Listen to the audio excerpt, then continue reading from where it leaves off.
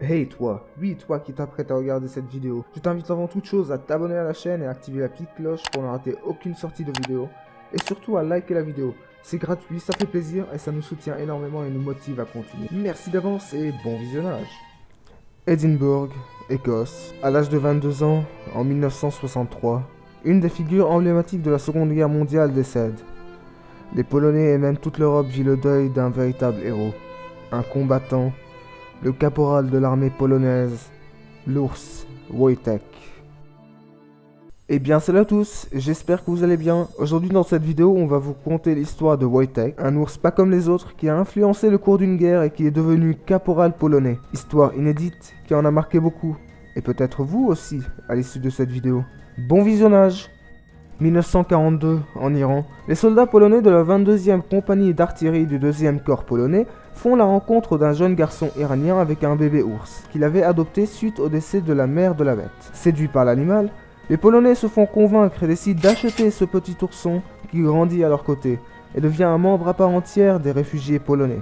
En août de la même année, l'ours est confié au groupe d'artilleurs qui se prennent d'affection à l'ours et le baptisent Wojtek. Ils le nourrissent, l'élèvent et le récompensent lorsqu'il se comporte bien avec des cigarettes et de la bière, qu'il appréciait tout particulièrement. Des fois même, lorsqu'il avait un coup de chaud, il actionnait le système de douche pour se rafraîchir. Mais il n'était pas là que pour les divertir, loin de là.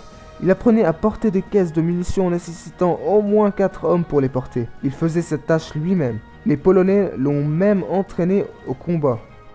Winston Churchill, Premier ministre de l'Angleterre à cette époque, rencontre les dirigeants de l'artillerie polonaise et les envoie s'entraîner dans presque tous les pays du Moyen-Orient. C'est ainsi que Wojtek traversa la Syrie, l'Irak, la Palestine et même l'Égypte. Décidément, cet ours a plus voyagé que la majorité d'entre nous.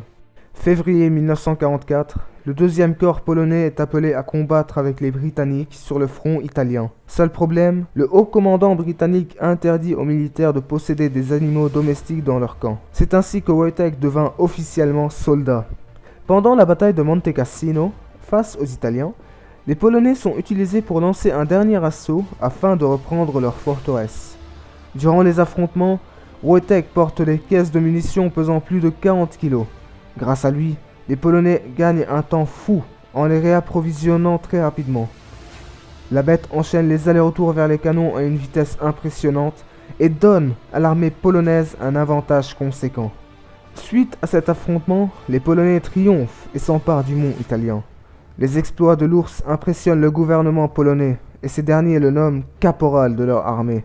1945, la Pologne est annexée à l'Union soviétique. Wojtek et ses compagnons sont envoyés à Édimbourg en Écosse.